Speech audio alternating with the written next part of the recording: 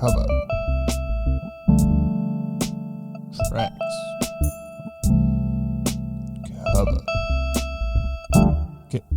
Cover your tracks. Hello and welcome again to Cover Your Tracks. I'm Willie and I'm joined by Will. Will. Welcome this week. How are you? What have you been up to? Oh, just going to work, eh? And I mean, it was the weekend. Going to work? Yeah. Well, Going in. Going to work. Sitting at home. Going to the chair that you do work in. Exactly. Yeah. It's about as far as I go. Right. I don't think I left the house today until we came here to this secure lockdown podcasting facility. Here we are. Disinfectant. Very safe. So much disinfectant. There is actually. I'm pleasantly surprised. You know, bathing in disinfectant actually isn't that bad, and I think it's worth it. Do this podcast personally. Yeah. I mean, my skin's gone all red, but yeah, I've got eczema, but I think it's worth it. We do it for you guys out there listening, and there are actually quite a few of you listening. I'm really surprised at how many people are listening and where you guys are all from. I don't know how you're finding it, but thank you for listening. Thank you very much. I haven't even told my mum about this podcast, so it wasn't her or my aunties. Have you told my mum? I should. Yeah, tell my mum, please. I haven't told her either. Okay. That rules out everyone we know that could have downloaded it. So thank you, everyone. Unless my mum is in Japan and listening on Winamp. Someone in Japan is listening on Winamp. I don't know what's going on. It's beautiful. I didn't even know Winamp was still around, but maybe in Japan it's big. Maybe like fashion, like it's always, stuff that used to be cool is cool. Maybe now we're even getting to the point that like old software is cool. Like maybe people use like MS-DOS and like, they're like chucking in floppies and listening to our podcast. They're swapping our podcast on floppy disks. Yeah. Well, arigato gozaimasu to you, floppy disk users in Japan listening to this. Thank you, Mr. or Mrs. Winamp. We love you. We love you the most. We appreciate everyone to sponsor us, Mr. and Mrs. Winamp. We would appreciate it. Before we start, we are Cover Your Tracks. If you haven't already listened to us, we listen to a song that's been covered a lot and then try to pick the best cover. Sometimes there isn't a best cover. I don't know. Last week we chose the original song. Maybe is that cheating? No. Will? No, it's they fine. did it the best. It's the best version. It's the best version of the song. The original, right? Cool. Well, you solved that very easily. I had 10 minutes of talk lined up there, but you've already solved that. So yeah, we try to pick the best covers. Again, if you haven't already listened to us, or if you haven't found it already, we have a playlist to go along with the show. If you go on Spotify and you search up the name of the song, in this case, well, I suppose I'll tell them now. You have I have to. I've set myself up. Yeah. This week is Redemption Song. By Bob Marley. By Bob Marley. It would have been nice if I did it right before I played it. But so if you search Redemption Song, CYT, Cover Your Track, CYT, the playlist should come up. It should have a logo and you can listen along. We're working on getting listed on Anchor, and they've been bought by Spotify, which means we can actually put the songs in and you can listen to the full thing. Unfortunately, at the for this episode, if you're listening, you only be able to hear 30 seconds. So that's why I would say go and listen along with the playlist. There'll be a little bling sound that I just introduced last week. And that's when you know to listen to the song. I mean, I've already told them what it is. Should we hear it? Let's hear the bring sound in the in the original. This is Redemption Song by Bob Marley. Old pirates, yes, they rob I, sold I to the merchant ships. Minutes after they took I from the bottomless pit, but my hand was made strong by the hand of the Almighty. We forward in this generation. That was Redemption Song by Bob Marley. It's the final track on Bob Marley and the Wailers' 12th album, Uprising, from 1980. The song is considered one of Bob Marley's greatest works. It's been covered countless times, and that's why we're here today. Will, what do you think of the song? It's incredible.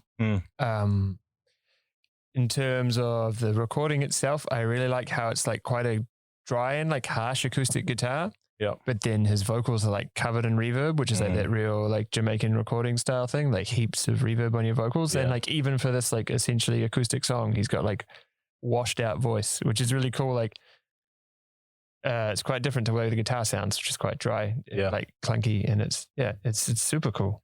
Yeah.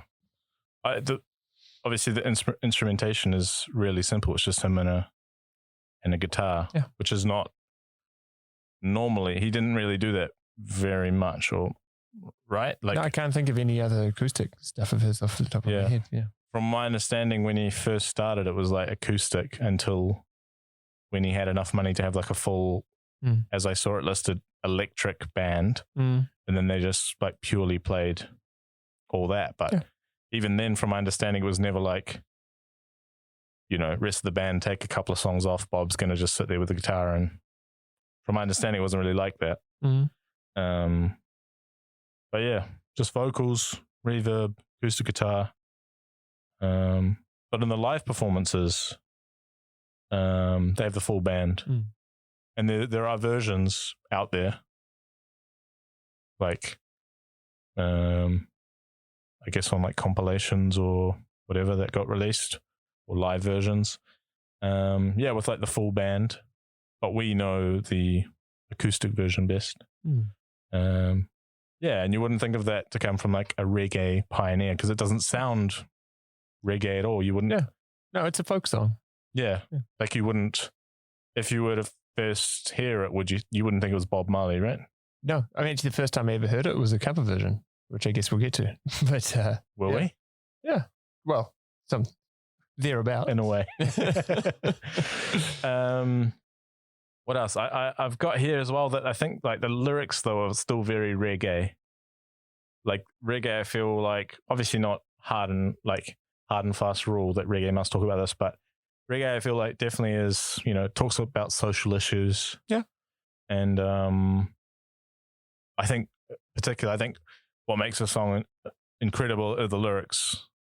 For me, what do you think of that? I think, oh man, the songwriting is just incredible. Like it really, I don't know, transcends any genre. Like he's put into this short song this so much about like the African diaspora. Like he starts by talking about the slave trade. He talks about like singing together as a form of redemption. And actually, like, you know, like this is a show where we talk about popular music from the modern times. Most of that we all owe to like the spiritual music sung by slaves after they've been fucked over by the empire and the American nation later on. Like all like country music and rock and roll and like blues all came from slave music, right? And what he's talking about is, you know, all we ever had was redemption songs, and that's literally why we all have popular music to listen to. And he's just getting all out there, and you know, all the little things like don't be afraid of these people making atomic energy because they still can't stop time. You know, like it's just every single line is like a little nugget of wisdom. Like he's like, there are things bigger than you. Like, you know, they'll kill our prophets. They'll do all these bad things. They'll sell me, you know, on a ship, and they'll the merch, and you know, all this bad stuff. But it doesn't matter because, you know, we're part of like this big universe, and everything will kind of, you know, as long as you emancipate yourself from mental slavery, you'll be fine. It doesn't matter. And it's like, for me, that's the best line in the song. Emancipate yourself from mental slavery. None but ourselves can free our minds. It was like the lyrics derived from a speech given by Marcus Garvey. It was like a black nationalist, an activist from Jamaica. And those words were taken from that speech. But I think, it's like someone else, because you're a slave, someone else may be able to free your body. So someone else has control of your body, but only you have control of your mind. So if you can, emancipate yourself from mental slavery, like you're the only one that can do that. None but ourselves can free our minds. And I think it's really powerful, especially like Bob recorded with people in the 60s, this guy Bob Andy, and he had a song called Ghetto Stays in the Mind. And it was kind of about like, once you've been through a long struggle, like it never leaves you. Or James Brown, who apparently was a big influence to Bob, he talked about a revolution of the mind on like an anti-drug song called King Heroin. So like all of this stuff around him was all about, this like your mind. And if you can emancipate it, then you have like real power, nuclear power, and being able to own someone isn't power. Real power is emancipating your mind. Yeah, man. And then it's only 40 years later and like white people are catching on to mindfulness. Yeah. Bob was he was already there, mate. Andy, yeah. Would you, for me as well, like when you first heard you first heard the Joe Strummer version. Yeah. You liked it then straight away? Yeah. I was like, wow, this is a really cool song. The lyrics are amazing. Yeah. And I was like, oh, I heard it on like BFM, like student radio back in Auckland. Yeah. I didn't know who it was. And I was like, oh, Joe Strummer. And then turned out actually it's Joe Strummer covering Bob Marley. Yeah. Yeah. How long after? Do you know? Any idea? Kind of. Oh, it must have been in the 80s, I guess. I assume. I mean, it could have been in the 90s. Maybe I think I think he does it with the Mescaleros, which I think that was his Joe Strummer's band in the 90s. Mm-hmm. Yeah.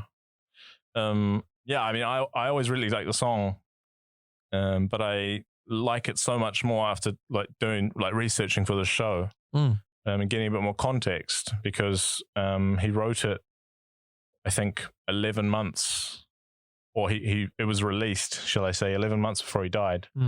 And he had cancer in his toe, but he decided not to have it amputated, knowing that he was going to die probably in a few years. And he just carried on touring, writing, recording. And he died at 36. And according to Rita Marley, he was already secretly in a lot of pain and dealt with his own mortality, a feature that is clearly apparent in the album, particularly in the song. I feel that too. After reading that, I feel like, it was like his final gift. He knew that his days were numbered, and it was like, here's what I want. Here's like the most important thing. Because this is the last song on his last album. Yeah, it's like, here's what I've learned. Yeah. And wow. Yeah. I mean, I feel like this song has just a certain kind of gravitas without even knowing that. As soon as I read that, I was like, you know what? It just all makes sense now. Especially for someone in their 30s to write something like that. Yeah, true. There's a lot of wisdom in that. For sure. Yeah. It reminded me, I'd spoke to you before, reminded me of David Bowie's Black Star, his album that he released, I think 2 days before he died. And in the album, he like explicitly talks about his death and this kind of thing. And obviously, you probably wouldn't have enough time to really process the album. And then, it was almost, he died, then you listen to the album, then you go, oh, wow. Whereas for me just now, I've been listening to the song for ages, and I've just now realized that he was dying. I'm like, wow. But yeah, I see the similarities there, like this kind of my last word, or like, also these are people that with Bowie or Bob, like kind of music was them, that was their expression. And so when they're coming to terms with their mortality, I guess it's like, what do you turn to? The guitar. Yeah. It's all he ever had. Yeah. Is it? Exactly. Yeah. Yeah. Oh. Yeah. What do you? Very real. But yeah, for me, it's an amazing song. I think it's one that like resonates with everyone. Would you say? You'd certainly hope so. Even if just like, on varying levels, I'd say it's like a pretty nice song to listen to. I don't think it's very offensive or doesn't do anything too crazy, or like it's 3 minutes 54, not too long. I feel like, it's like pretty accessible, would you say? Yeah, it's got that like trademark Bob voice. It's got the production's really nice. Really, such a good singer, Yeah. People don't really talk how good a singer he was. People talk about like the vibe and like, all the great songs and great lyrics, but actually really beautiful voice. He can really get up there. Yeah. Yeah, it's one of my favorite songs, I think. Yeah. Yeah. And it's been, I guess no wonder it's been covered so much, right? Yeah. And I guess, that's why, like, I guess we'll have to find out if anything does live up to the original. Yeah, I mean, since this little chat we've had just now, I've really just felt, oh man, like how can you What's the point? how can you live up to it? Should we right? just draw a line? Should we just spend the next Podcast done? 40 minutes talking about how great a song it is? Well, we'll try anyway. Yeah, we'll try to put something up next to it.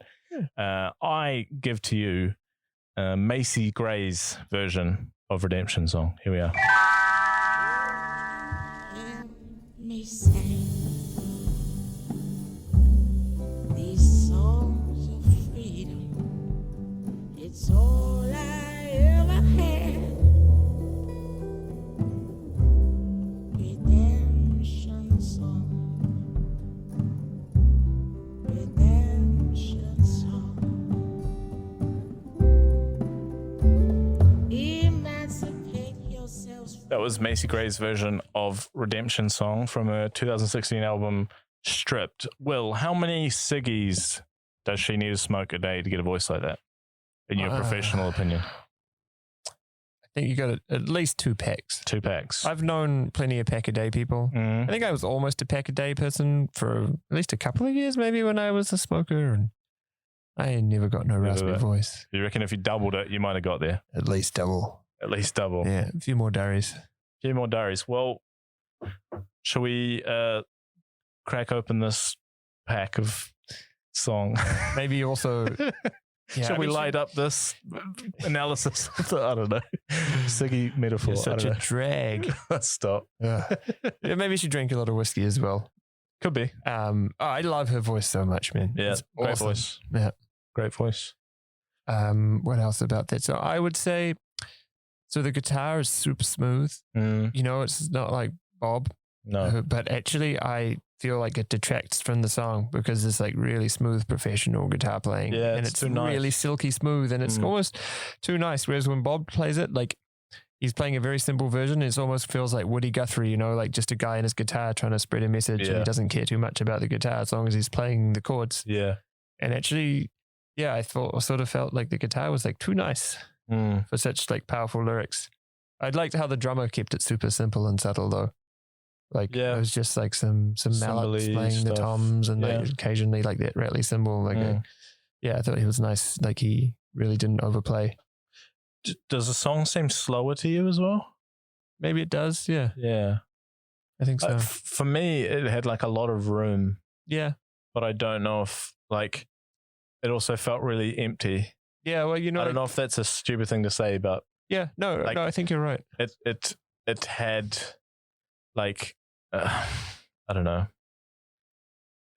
Like the instrumentation to me is like a bit too clean, and her voice, I feel like they got caught in the middle, right? Bob's on one end of the spectrum, the other end is like going for it, drums, guitar, but you know, belting out a version of it, right? And Bob's on the other end, and Macy's just kind of caught in the middle where she's not really singing, she's not really showing her voice. She's showing her voice, but it's not really, you know. And then the instrumentation just kind of meanders along, and it, I don't know, it's just missing something for me. I love her vocals. I think I'm gonna blame the guitar. I feel like he's playing these like arpeggios. He's playing every single note, and it's really straight. Whereas Bob is like, he's like strumming with some rhythm and with some purpose. And it gives it some drive. Whereas this one didn't have so much bite because the guy's just like floating around in the background and there's no instrument that's like driving it. Yeah. And I feel like, I mean, I'd listen to Macy singing it all day. I just feel like they chose like a weird way to play it. It could have been like someone could have programmed it on like Ableton or something, right? It's like, I feel like it doesn't have very any note life. perfect. Yeah. But also like, same with the rhythm section. Like if you're going to add it, I feel like you want to add it. Like Bob doesn't have one. When you add it, like kind of do something with it. For me, I don't know, maybe I'm just silly, but for me, it's missing something. And I was like trying to think of what it was. And it's like, is it the rhythm section? Is it this? Is it her voice? Should she be? And I don't know, but for me, it doesn't, it's just kind of caught in the middle for me. Yeah. You don't agree as much? Well, I do agree on everything except I really like the voice. I like the vocal. There's some kind of weird phrasing on emancipate yourself from mental slavery. Emancipate.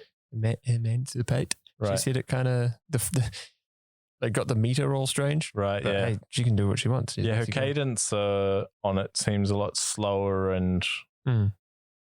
I think it kind of matches on like the chorus, but the verses are kind of different. Yeah. That's from an album though where she played around with binaural, but like recorded with one of these heads Mm. that has like heaps of microphones in it. It's meant to like replicate. Like one in each ear or something, right? Yeah, it's meant to like replicate the human head. So it's like much more for like microphones than say like speakers and stuff. Mm. So that was for like audio files. She was like, I'm going to make an album for audio files. Make some audio files for the audio files. Oh, there you go. Thank you. Audio file though, are they getting off to, or is that just like a? File really just means like, Okay. but how you can like something a lot. Yeah. Yeah. Like for example, why don't we have like food files? Probably do. Do we? Probably just got some Latin name for food that we don't know. Well, they just call themselves foodies, which I'm also not on board with. But why aren't people that like music muses? Yeah, in New Zealand they used to call them Musos, musos, right? Yeah. By the way, I don't even think we've mentioned it in the podcast, but Will and I are both from New Zealand. Probably tell from our I mean, bizarre accents. probably, but also some people might think something else. We live in Berlin. It's weird. But yeah, I don't think we've mentioned that, and someone was confused by it, why we hadn't mentioned it. Anyway, yeah, it's generally done with this head microphone, and so that was for my headphones. But I listened with headphones, and I still wasn't that into it. So there you go. All right. You want some like little facts about Ms. Gray? What else you got? Not her real name. Huh. She's a liar. Natalie Renee McIntyre. It's a nice name. Yeah, I think it's quite nice. Natalie Macy's a pretty cool name too, though. Macy's. Well, do you know where she got it? No. Apparently, she had a bike accident, and I mean, my guess in my head is that she fell over near a mailbox, and the mailbox said like the person's name, and it was Macy Gray, and it just stuck with her. Wow. Some kind of bicycle mishap, and then she used the name in stories, like used to write stuff and all, and it was always like a Macy Gray, and then she later decided to use it as her stage name. Wow. Also went to school with Marilyn Manson. Okay. And studied script writing at university. Yeah, she's awesome. Yeah. An intelligent person. Exactly. Yeah. Done a lot. Did script writing and then went into music, and there's a pretty big album. Yeah, that song was really big. Half her face on it, right? Yeah. Or like 3/4 of it. I Try. Yeah, I Try. Yeah. What a song. Great song. Yeah. But for me, this doesn't live up to the original or I Try. For me, if you're going to want to listen to Macy Gray, go listen to I Try. Don't listen to the Redemption song. Yeah. That's all right. It's fine. It's just, for me, maybe I've just fallen in love with the Redemption song too much. All right. So one song is tried and one song hasn't. We probably should not eliminate them straight away and create a bit of suspense. But, well, we already fucked it up. A little bit of suspense. Will, what's your next song? Just wait a couple of beats for suspense before you say what the next song is. And you don't even know, do you? No, I've already forgotten. I send you the rundown every time. I always forget the order. Well, I guess this is suspense then. Yeah. For you me. and for the audience. It's the specials. Ah, mate. Intro it, do it. Here we go. This is the specials playing Redemption song. Emancipate yourself from mental slave. None but ourselves can free our minds. Have no fear for atomic energy. Just none of them can stop the time. How long shall they? All right. That was the specials live in 2019. Mm-hmm. Am I right? You are? So, I mean, they're still touring. I saw them. I played at the same festival as them in 2018. Really? I mean, yeah, I played in like the middle of the day because no one cares. No one knows who I am. What was that? Boomtown. It's in the UK, down by like Winchester, kind of south. Oh, really? Yeah, big festival. It's like 30 or 40,000 Where people. my parents-in-law kind of live. All right. Yeah. Winchester, Portsmouth kind of ways. Oh, right. Yeah, it's around there. Yeah, it's like this huge festival. It's like 3 days long. Yeah, I mean, I was playing in like the middle afternoon, so I just played. And then I could actually just go watch people. I saw the specials. I saw Toots and the Maytals, also in that same kind of reggae theme of tonight. Yeah. I walked past Sendog from Cypress Hill. I think I said this on the podcast. Yeah, this is vaguely familiar. Yeah, this is where I walked past Sendog and I wanted to say, hey man, like Cypress Hill meant a lot to me growing up. But then he was just like standing in the mud at a muddy festival having a cigarette behind his bus. And I was like, you know what? And gumboots or not? Yeah. Oh, I don't even think he probably had fucking cool rap shoes on. And like, rap shoes. Like I just didn't want to. Mom, I need rap shoes. I just didn't want to ruin his day by being a fanboy. Yeah. But I saw him and I saw the specials. Nice. And Were they so good? it was really good. Just, you know, I mean, they're getting older, you know, but it's just fine. It's still there. I love their songs. Big Always crowd? have. Yeah. Yeah. Huge crowd. Yeah. Everyone loved it. Everyone knew all the words. Yeah. I think, so I really like that version because I think the vocals are really awesome. I think it's very authentic. Yeah. It's got love in it, I think. Yeah, it has a lot of love in it. I mean, it's blatantly a live version, you know, like there's like the violins and they're doing a cool thing and there's some little like stops like and it's like it's kind of made to be played live. It's not maybe like the most thoughtful like instrumentation, but I think the vocal really is so good it doesn't really matter. Yeah. What I really like this and why I would chose the specials is because it ties in so nicely with Jamaican music, like ska. I mean, the specials are a ska band, right? But they're like a second wave ska band. Yep. So ska starts in Jamaica in the 50s. Bob Marley starts playing in the 60s, and he's known for like having a bit of reggae, a bit of ska. And then the specials start playing in Coventry, where like the second wave starts with these like British and Jamaican like guys starting bands in Coventry, and so it's like there's like this lineage of Jamaican music running through the whole time. Yeah, it's really cool. They're called two-tone, right? Like this genre, if you will. Yep. In fact, I think one of the guys from the specials actually coined that himself. Oh, really? Yeah, like the whole. Why is that? So the two-tone Running Man black and white picture is actually based on an album photograph of Peter Tosh. Oh, really? From the Wailers. Yeah. Yeah, and then also two-tone was about the specials were into the idea of like black and white people playing in bands together. Yeah. And actually like around the time they were formed was around the time of this big like Rock Against Racism concert. Yeah. Yeah. Which is when like Eric Clapton had said a bunch of really racist stuff. Back on Eric Clapton. Oh, look, this guy. Eric Clapton fans thought you were safe from last week. No. And left-handed people as well. Yeah. Don't get Will started on that. I don't think I have anything against left-handed people this week. You said they were freaks last week. I listened. Yeah. No, I'm just trying to think of anything else they've done recently. It's just that. There's probably some left-handed racist people. Yeah, that's true. Eric Clapton was left-handed. He is. Yeah. But yeah, he used his platform as a super, super famous musician to say a bunch of racist stuff on the mic about how all Jamaicans should go home just after he'd made money from having a #1 hit single covering Bob Marley. I Shot the Sheriff. Exactly. And then that was one of the things, this public racist meltdown of his led to Rock Against Racism being formed and set up. And this was around the time that Specials set up because they wanted to be part of that. And I think it's super cool how Bob Marley, the Specials, this lineage of Jamaican music, how it all weaves together. Yeah. You know? And it's like kind of ties in also with the like, the messaging, I guess, of Redemption Song absolutely. And the messaging of why they started and what they tried to, like, they tried to show that, because especially like that culture as well of like skinheads and all that kind of stuff and being like taking that away from like racists and making that like, like, black people, white people playing a band doesn't matter. Yeah, they wanted white people can play like black music, black people can play at white clubs, and it's fine. And it just kind of like smoothed things out a little bit. They wanted to emancipate some people from mental slavery. Exactly. Yeah, I think they did it. They wanted to emancipate some people from Eric Clapton. Thank the Lord. Yeah. Well, that was a good 3 minutes 53 of emancipation. Yeah.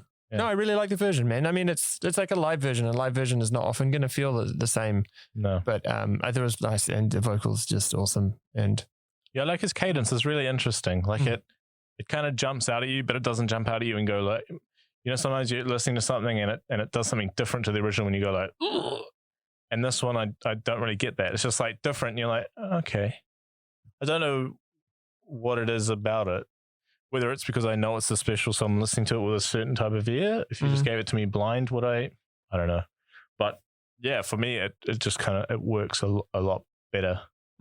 Yeah, maybe the live thing gives it life. Maybe if they recorded that.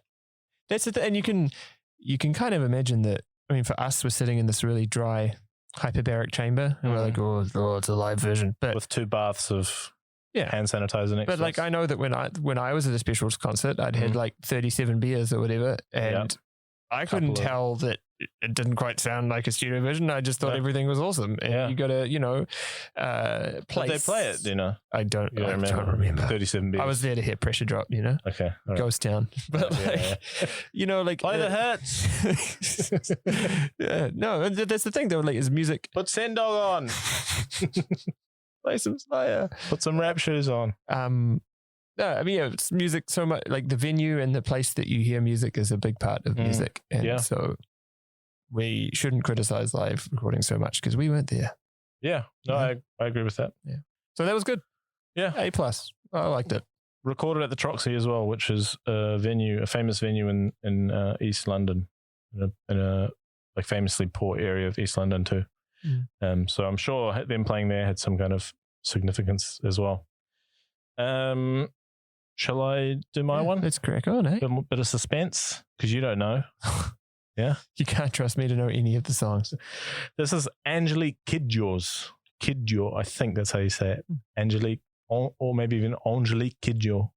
Her version of Redemption Song. Here it is.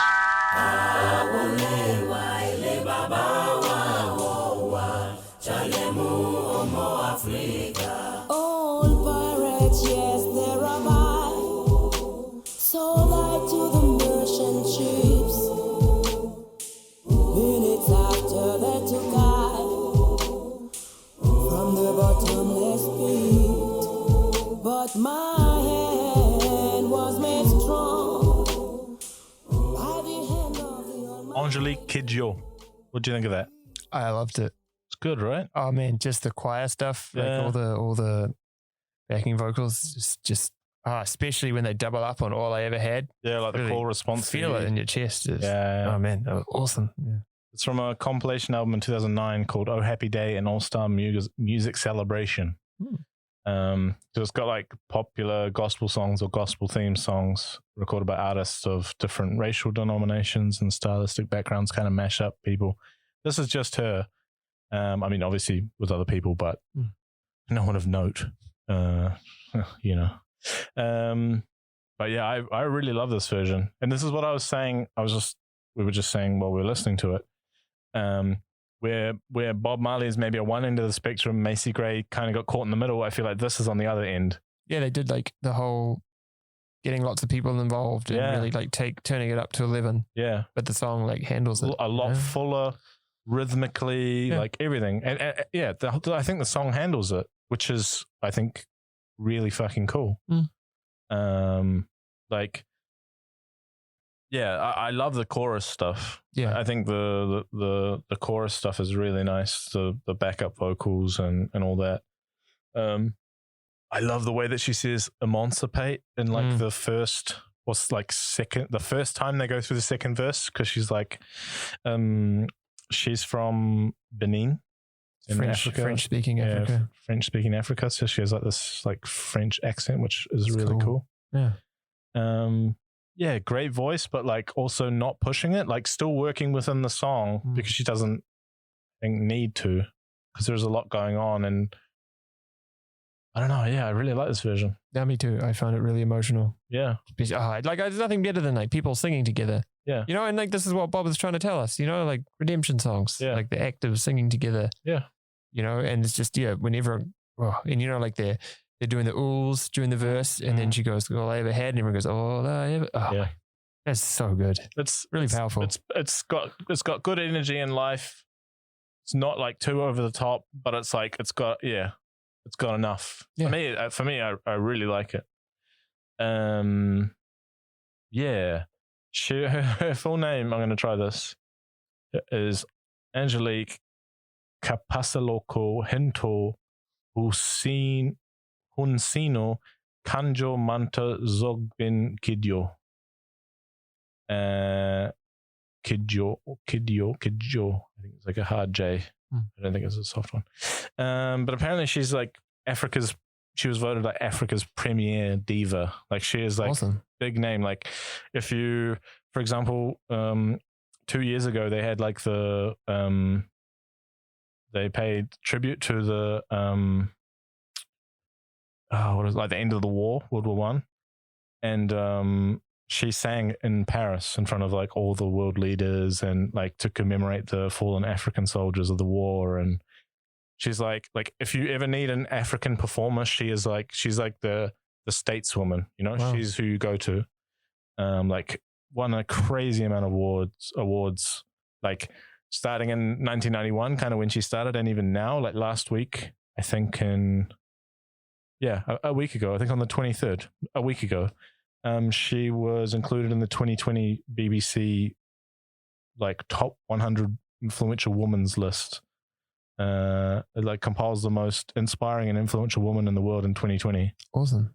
But yeah, like 30 years of kind of being Still at the top. Yeah, exactly. I think she's like 60 or so now, but still, yeah, I think that was 2009. But yeah, still performing, still singing, still doing a thing. That was a good redemption song. It's a great redemption. She gets song. it, you know. Yeah, for sure. No, it was really good. I really like that. For me, as soon as I heard it, I was like, oh, this has to be one of mine. Yeah. Anything you have to say?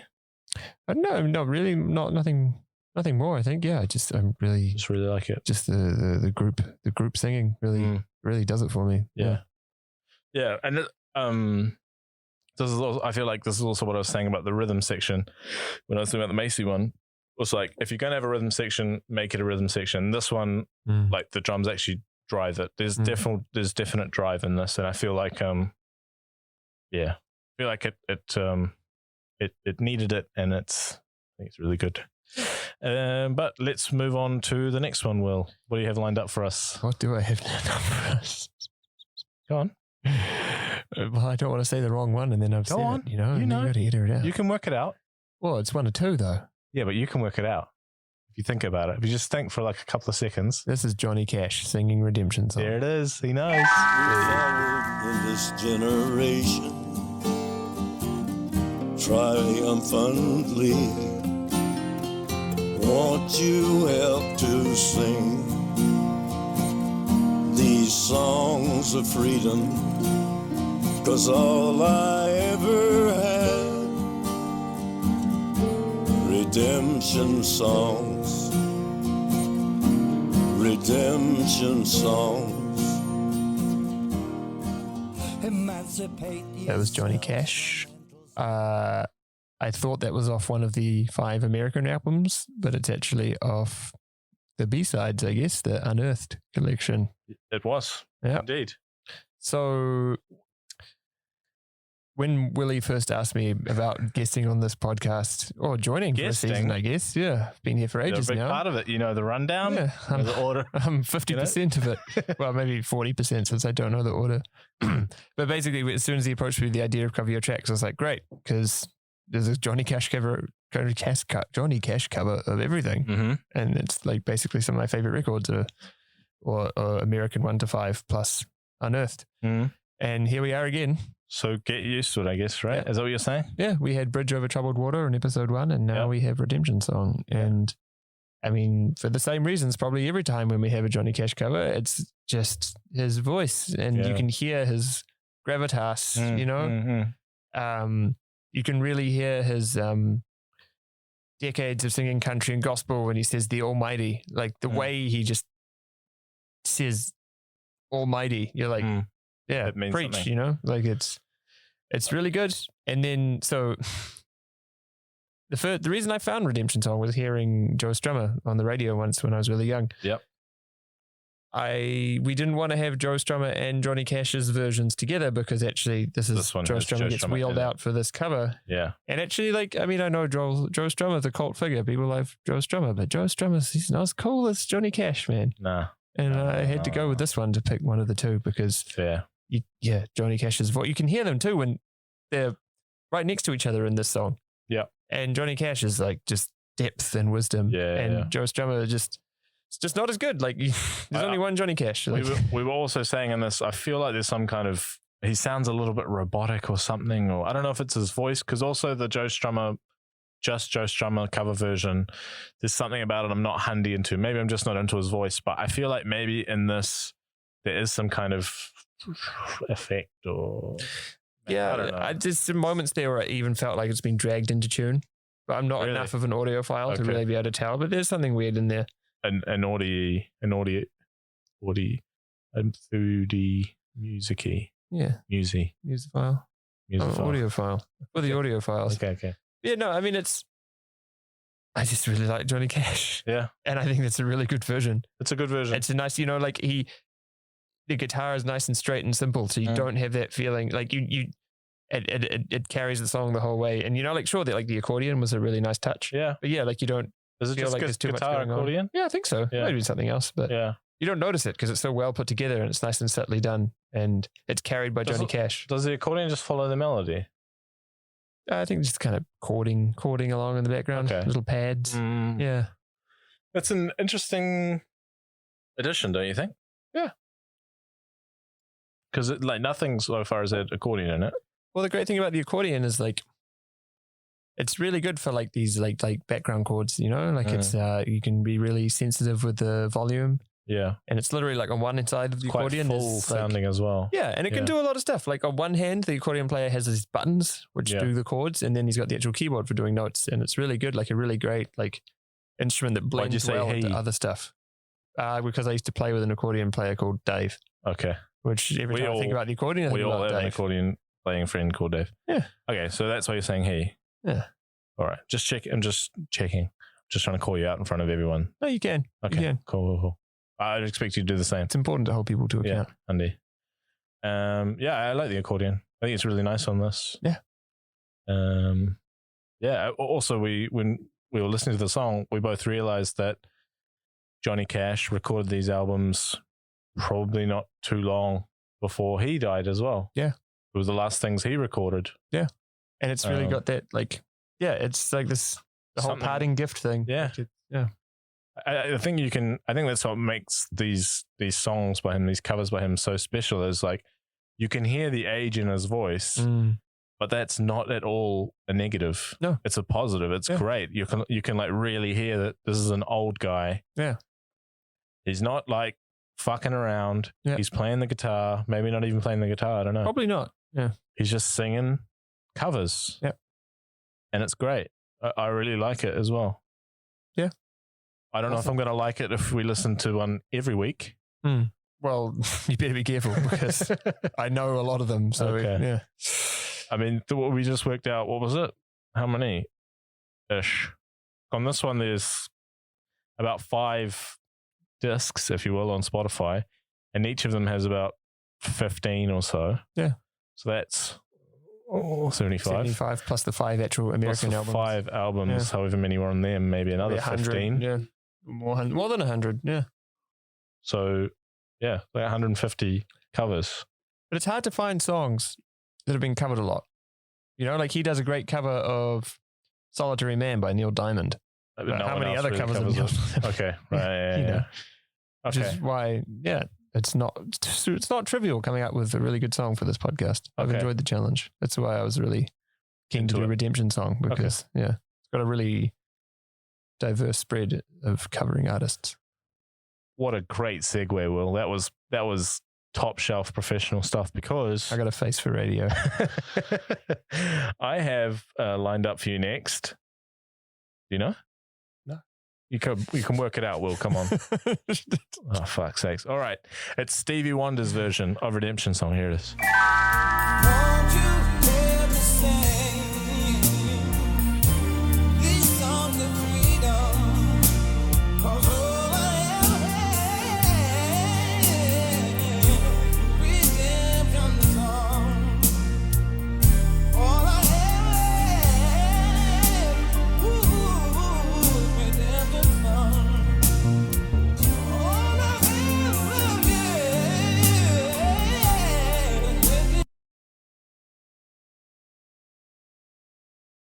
All right. That was Stevie Wonder's. You know, I've got a burp coming. I've been told not to burp in people's ears. I've been told off for it, but oh god, that's right. You know, you got to sneeze and you're like, oh, We should start drinking spirits on this podcast. I'm happily, but we have to drive home after. Maybe when it's summer again, we could ride a bike. Ride bikes, yeah, that totally fine to get really fucked and try and ride bikes. What was I going to say about that? Stevie Wonder. I've just lost my train of thought. All right. About that. Anyway, that was every time I edit the thing, just every time we say that was blah blah blah's version of that wasn't what, and I feel like we need to change that up. Maybe this can be for on the drive home. Doesn't have to be in front of everyone here. This time we talked for 2 minutes about drink driving before we said anything. So how about we do that every time? Yeah, we could just do that instead. Yeah. Not ever intro or outro song, just talk about drink driving. But that was I didn't want to do it. Anyway, Stevie Wonder, what did you think of that? I thought it was he's really good at singing. He's a great singer. Incredible. There's a lot going on. It's a very busy version. There's like little bits of synth. There's a guitar playing with the piano, matching everything. Yeah, the guitar's very emotive. Yeah, very like. There's a lot, like cheesily emotive. Yeah, not yeah. like, There's a lot of cheese, man. Like the cheese factor's pretty high. If you're a vegan, don't listen to this one. No, it'll give you lactose intolerance. Oh no, I caught lactose intolerance. No, I mean, I don't know. I'd love to hear Stevie sing the song in a different arrangement. Yeah, he just has such a cool voice. Well, yeah, maybe just give him an acoustic guitar. I bet he plays guitar or piano. Yeah, might play guitar. I don't know. Probably plays everything. Probably. Sure. He's a really good synth player. Oh yeah, great. So I quite like synthesizers and lots of funny videos of like Stevie Wonder playing a lot of the like original like legendary synths and like just like the way he can like, you know, there's a lot of different knobs on a synth and the way he's like, you know, as a blind man just like twiddling hard and then there's like this really funny video where it like doesn't work and he just whacks it and it starts working. You're like, awesome. And it's like, you know, I don't care if you're blind, if you got 20/20 vision. Yeah, you hit something, it's going to work. Yeah, that's just science. That's what my father taught me. Yeah, you can't argue with that. Can't argue with that. Doubled vocals. I don't know if you heard that. Was it? Seemed like it. If you listen carefully, again, we talked about this last week. We do listen to the songs in between each time, and it is on my laptop facing away from Will. So we're on a laptop speaker, and it's nowhere near Will. So maybe you can't hear these things, but I think there's like doubled vocals or some kind of echo. It's quite strange. I don't know. I'm not handy on it, and the drums seem very electronic. Like it all seems very synthetic. The drums, like the hi-hats are super loud, and that little like belly like triangle thing, tick tick ding thing is like. What's that thing just then? No, that's just your laptop. My notifications. Having a notification. Oh shit! I don't know. That one there. You want to install macOS Big Sur? No, I got an email from something. Oh, mate. Cover time while I turn off notifications. Oh, yeah. Well, you know, I don't know. I mean, it's a pretty cheesy version. Yeah. I don't want to slag off Stevie Wonder. I don't know if the instrumentation suits the lyrics. Yeah. Yeah. Mm-hmm. I feel like it loses it has emotion and in the way that he's singing, and the guitar has emotion, but I feel like it's insincere, or like the instrument sounds are synthetic. You know, like this is a very, very authentic song. It's just a guy and a guitar, incredible lyrics. You know, like the whole song just has like a feel to it that this is just completely missing. I think it loses the emotional charge and the political charge. Yeah. And like, I don't know, it's really hard to play a sincere sounding guitar solo. I mean, just listen to Eric Clapton. Like sometimes it's literally just people playing notes because they want to be cool and play notes These fast. notes suit these other notes. And actually, I think that the guitar intro to Bob's version, where he goes do do do do do, that's way more sincere than that dude playing that fucking epic guitar thing in Stevie's band. You know, because like Bob's like, hey, Here I am. Like, here's like a little. It's just me on an acoustic guitar. Like, it's really na, na, na. beautiful and simple, and it's a beautiful and simple song. Yeah. And I think that little acoustic guitar line he plays is way more emotive than this dude just going. Yeah, I 100% agree. Yeah. But you're saying that it's missing the political element. Yeah. When actually, you are so wrong, because Again. this version was recorded for a Spike Lee film called Get on the Bus from 1996. Oh, yeah. And it's about 15 African American men on a journey to go to the Million Man March, which was like this big gathering to convey to the world like a different picture of the black male, they said, like to unite the African American community, show that they can come together and not just, you know, whatever these stereotypes were, they're bigger than that. So this version was recorded for a film that does have this kind of political message that suits Redemption Song.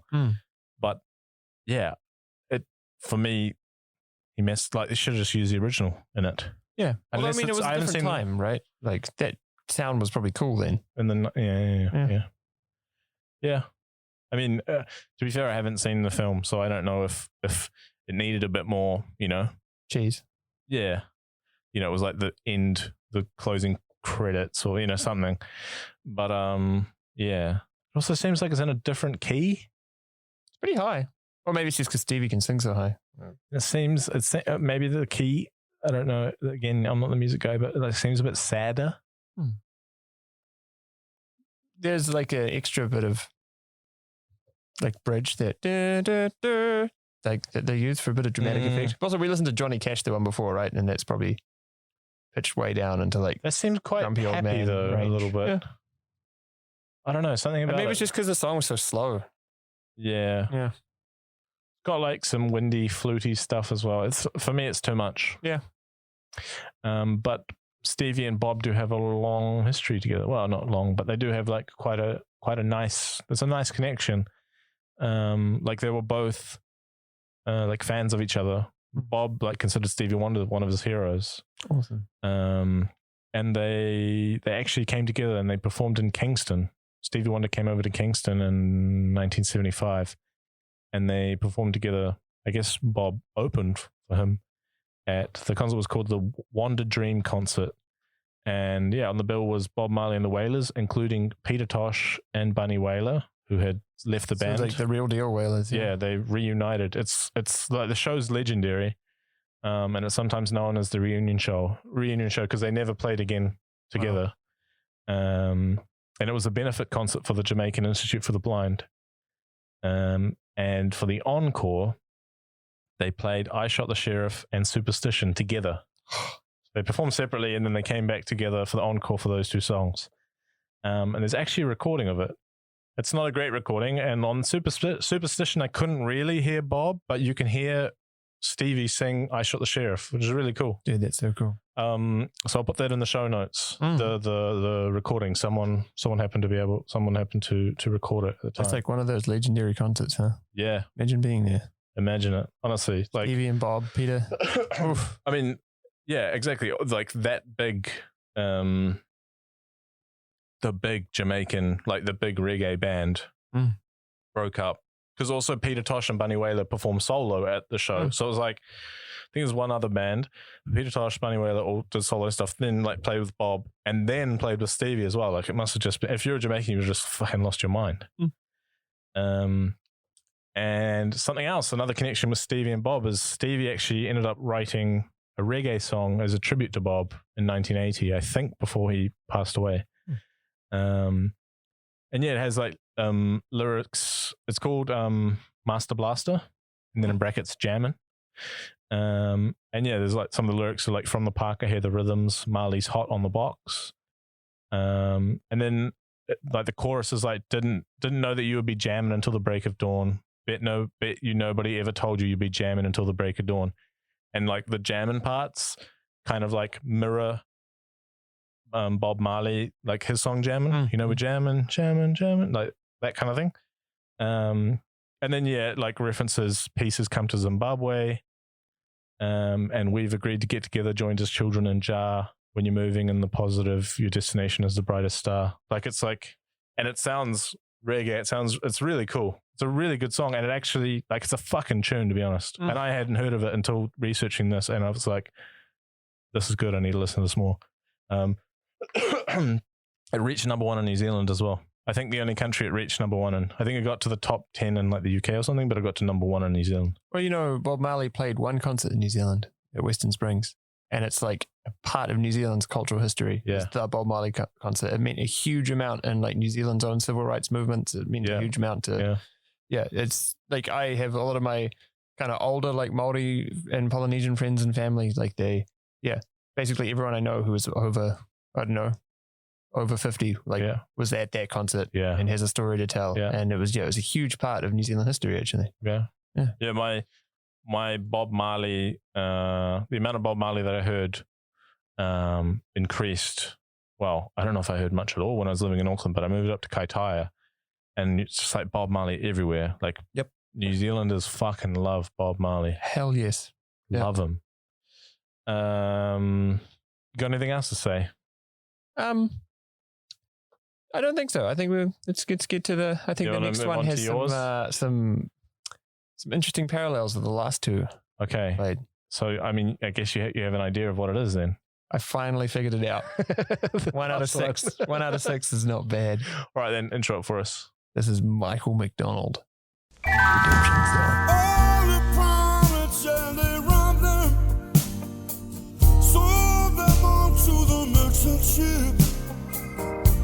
Minutes after they took them from the bottomless pit, but their hand was made strong by the hand of the Almighty. They flourished. Michael McDonald. Is that what we're doing now? Okay. Yeah. So we're not doing the That's Was. Well, you said we did it too much. Well, but we didn't agree not to do it. That's true. We just agreed to talk about drink driving, which I assume was a joke. Well, you know, we come from a country with a lot of drink driving problems. So we shouldn't, or we should joke about it? I don't know. Tell me about Michael McDonald. Well, tell me about that song. What do you think of it? Cheese. There's a lot of cheese, man. Like a lot of cheese. So much cheese.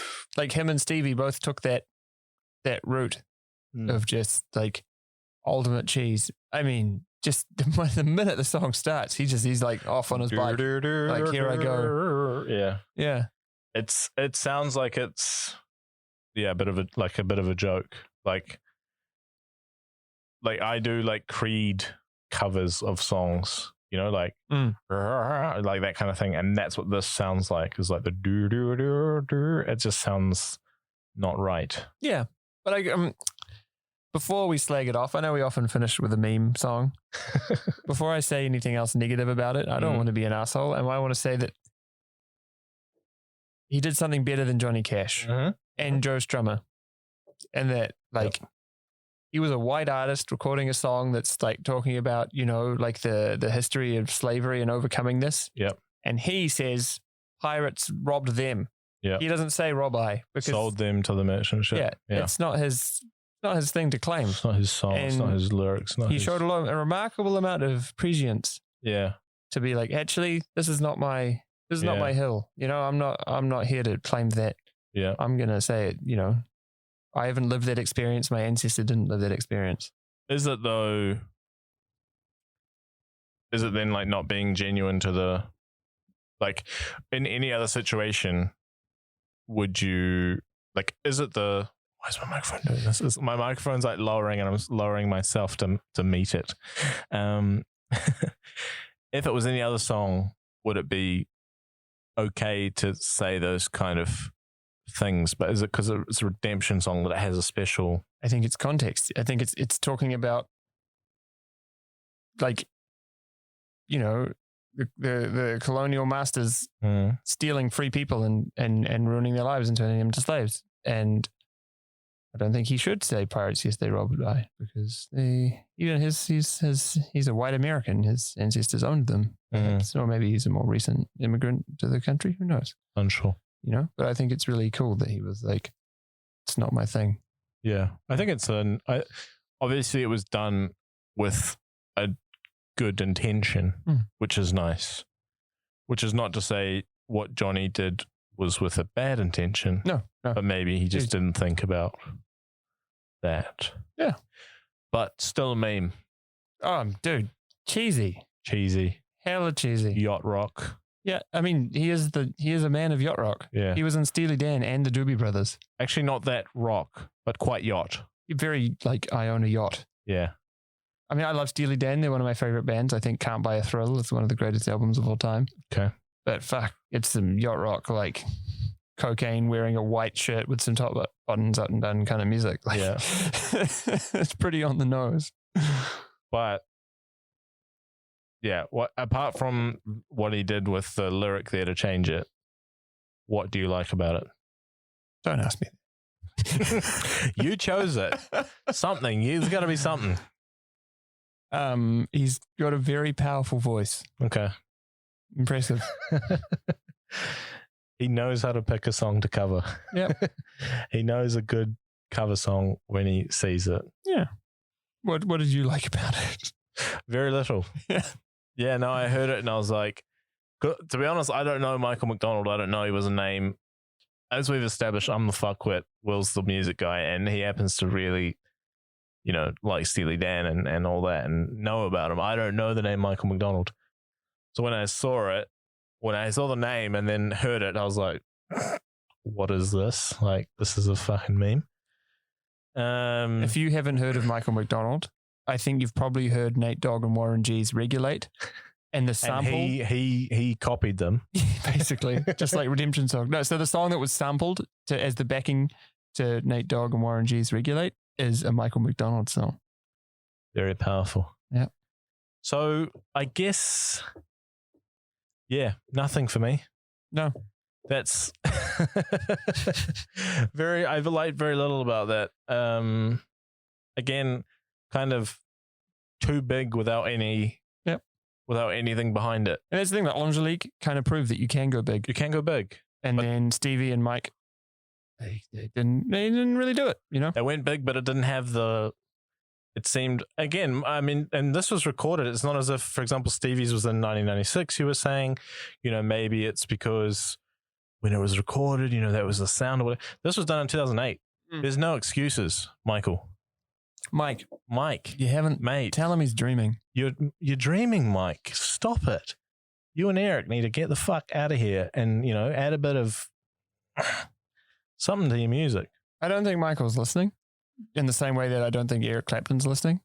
But Eric isn't listening anymore after we fucking told him to shove it last week. I ruined that for us, didn't I? We did. Yeah. Famous racist Eric Clapton. Yeah. Exactly. I don't want to. I was thinking about reading out what he said. No. That caused Scar to be created, but I just can't do it. It's too full of vitriol. It's horrible. Yeah.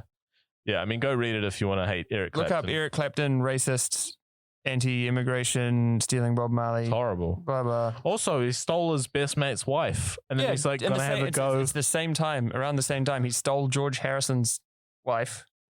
And then he wants to have a go. He's like, his problem is, well, not what his whole problem, but he says something about like an immigrant pinching his wife's ass. And it's like, it's not even your wife, mate. Yeah. It's someone else's wife. So don't even get started on some high horse about someone, doing, it's not. Yeah, he rocks me. He rocks me up for sure. Dude. Anyway, should we try wrap it up and try pick the best? The best cover. For me, the two best covers were Angelique and Johnny Cash. I'm with you there. Yep. Can I choose between them, and can I choose either of them against the original? So what do you want to do? You want to pick one cover and go against the original? Or I don't know. I mean, I guess we should just pick what our favorite version of the song is, right? Or should we pick? You can't. Yeah, for me, you can't beat the original. No, I don't think you even can. So I'm just gonna. But maybe we should start doing like a second place. Yeah, because I think last week we picked the original too. Last week we picked the original, but it's okay. I guess sometimes you can't do it justice. I think it's fine, but I just feel like it is nice, especially when we advertise, that we're trying to find the best cover. Yeah, and then at the end of it, we just go, oh no, there will be times none of them are good. None of them are as good. Yeah, there will be times when I think we'll get a cover that's better than the original. Yeah. I thought we had that with Bridge Over Troubled Water. Yeah, me too. Yeah, even though we didn't agree on which one. No. Get lost. So we apart from this, we haven't talked since. Should we do a second place or no? You don't want to do that. Like if we were to pick, can a I cover, choose between Angelique and Johnny Cash? Yeah, I think that's a good. yeah, of course. Oh, you want to say both of them? Well, I want to say both of them. I'm just wondering if I can think of which one is the best to me. For me, the original. For me, the original wins. Me too. For me, nothing has that same feel to it. As I said at the start, the gravitas that song had, I felt it the first time I heard it, and researching this, it just makes so much more sense. As soon as I read that, I was like, yes, that's what I'm hearing in this song. It has that. And none of the covers have that. I think the closest to get to that for me, number 2 would be Angelique. It has the spirit of like celebration. It has, people from Africa covering it. It has like, excuse my ignorance, she speaks 5 languages, but there's an African language at the start. Like everything just seems right about it. And it still has power, a different power to the original. Of course, nothing gets close to in that lane that the original was in. But I feel like Angelique is in a different lane, a more celebratory, happy kind of lane. And for me, it would be my favorite cover. I'm going to co-sign that. Yeah, I agree. Okay. Yeah, just like did it in a different way, but still kept all the feeling. And that's what a cover. I think that's what a cover should be. I don't like covers when you try and do them the same. Even though as much as I like the fact that Johnny Cash and Bob Marley both do this as like person singing with a guitar. Yeah. Joe Strummer's part I didn't like, but if I just think about Johnny Cash's part in that song, like it's really cool. But the way that the Angelique and her band took something, did it completely differently, kept all the same intensity, all the political message of the song. Blew it up a bit. Yeah, I think it's yeah. Thank you, Angelique. Yeah, thank you. That's great. Yeah, it's good. That's for me. It's on my like liked Spotify thing, which is like esteemed company. Yeah. I'm very picky with my Spotify. I hope she knows. I hope she gets told that I'm sure you liked her song. I liked her song, and I don't know if that means anything to her cash flow. But so should we wrap it up then? I think it's nice to have a number 2. Yeah. If we pick the original, I think we should still try to pick a cover. Maybe we should pick some songs that aren't as good. That one's just so good. It's honestly I think it's one of the greatest songs of all time, and like I don't think it was ever going to be possible to do a cover that was better. Yeah, maybe. I mean, what do we have next week? Is it beatable? Do you want me to? Well, normally we end on the song. So do you have anything to wrap us up? Normally you're wrapping it up for us. Oh, with some pearls of wisdom. First week you said, look after your elderly. Last week you said, don't be a dick. No means no. Consent, etc. What do you got this week? Don't drink and drive. Do not drink and drive. Yeah. Next week we will be going into Jolene by Dolly Parton. Personally, for me, one of my favorite songs ever. An absolute tune. Here it is. I've been Willie with Will. Catch you guys next time. Bye. Jolene.